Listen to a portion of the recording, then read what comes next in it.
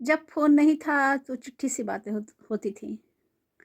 बहुत दिन के बाद चिट्ठी पहुँचती थी, फिर उसके जवाब का इंतज़ार रहता था और जब जवाब आता, अंतर्देशीय कार्ड आता, पोस्ट कार्ड आता, लिफ़ाफ़ा आता, उसको खोलकर उस चिट्ठी को, उस कागज़ को देखकर एक अलग अपनापन दिखता था और जब-जब मन उदास होता, तब-तब उस चिट्ठी को खोलकर पढ़ लिया जाता था और उस समय ऐसा लगता था कुछ ऐसा साधन होता जिससे कि जो हम लोग जो दूर रहते थे, जो लड़कियाँ ससुराल जाती थी, उन्हें तो बहुत ही दिक्कत होती थी कि काश ऐसा होता कि हम लोग बातचीत भी कर पाते। फिर मोबाइल आया।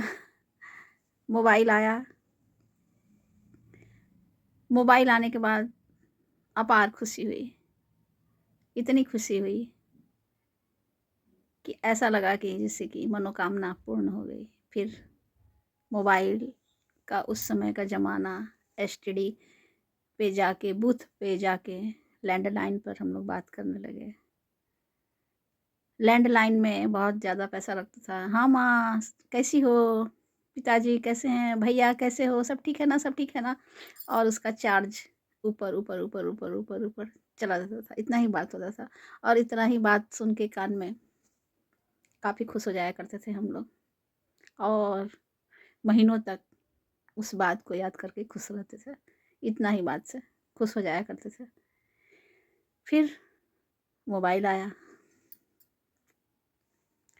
जब मोबाइल आया तो इतनी खुशी हुई कि क्या बेड पर बैठे-बैठे बात हो जाएगी?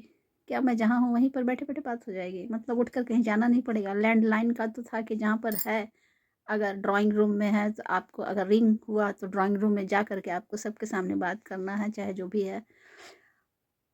तो जब मोबाइल आया तो बड़ी खुशी हुई कि अरे भाई मैं जहाँ रहूँगी वहाँ बात हो जाएगा। बड़ा अच्छा लगा। धीरे-धीरे मोबाइल आई, वो भी महँगा था पहले। फिर धीरे-धीरे, धीरे-धीरे इतना ईज़ी हो गया कि अब घंटों बात होने लगी। छोटी-छोटी बातें होने लगी, क्या खाए, क्या पहने, क्या ओढ़े, क्या किए और इतनी बातें होने लगी, इतनी बातें होने लगी कि अब बात ही करने का मन नहीं करता है। क्योंकि बातों का बतंगड़ बनने लगा। कुछ ज़्यादा ही बातें होने लगी और मोबाइल अब झगड़ों का भी प्रतीक बन गया। क्योंकि एक-एक बात, एक-एक छोटी-छोटी बातें जो हम लोग छिपाया करते थे, नहीं, नहीं, नहीं बताना है, घर जाके ये बात नहीं बताना, भूल भी जाते थे। सोच के जाते थे हम लोग जाते थे कि मायके जाऊँगी तो ये बात कहूँगी, वो बात कहूँगी, ऐसे बात करूँगी, वैसे बात करूँगी। जब गुस्सा आता था तो लगता था कि घर में अगर कुछ बात हुई और गुस्सा आता था, तो लगता था कि मैं जाऊँगी मायके तो माँ से ये बात कहूँगी, पिताजी से ये बात कहूँगी। फिर 10 दिन में भूल जाती थी, ऐसा होता था। लेकिन अब ऐसा नहीं होता है। अब क्या होता है, जैसे ही लड़ाई होता है, जैसे छोटी सी टेंशन होती है, फट से मोबाइल पर टक टक टक टक टक टक, हाँ ऐसे हुआ वैसे हुआ, फिर उधर से बहुत सारी सीख मिलती है जो कि सब बर्बाद करके रख देती है। बिना मतलब का बात, बिना वजह की बातें होने लगी। अब मैं मोबाइल से बहुत ही कम बातें करती हूँ और मैं सोची कि इन सब अनर्गल बातों से अच्छा है कि मैं कुछ कविता लिखूँ, मैं कुछ अच्छी बातें लिखूँ, मैं भजन ये करूँ और बहुत शॉर्ट में, हाँ आप ठीक हो, सब ठीक है, बस इतना ही बात करनी।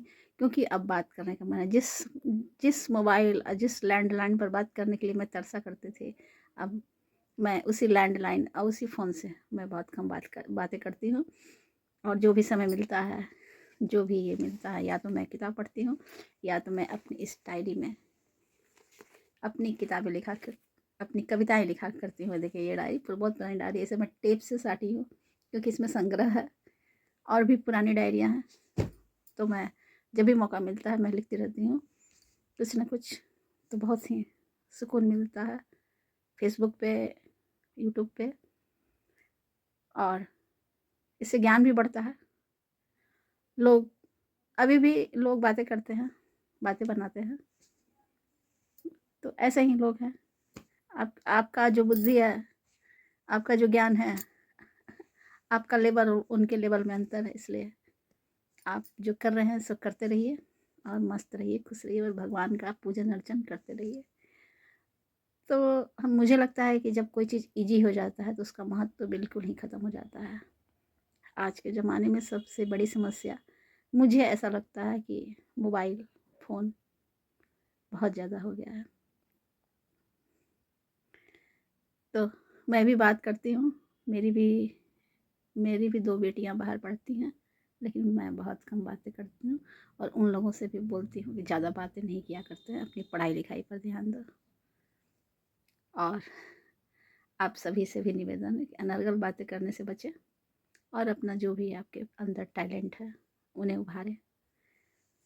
आप सबको मेरी वीडियो कैसी लगती है, अवश्य बताएँ। धन्यवाद।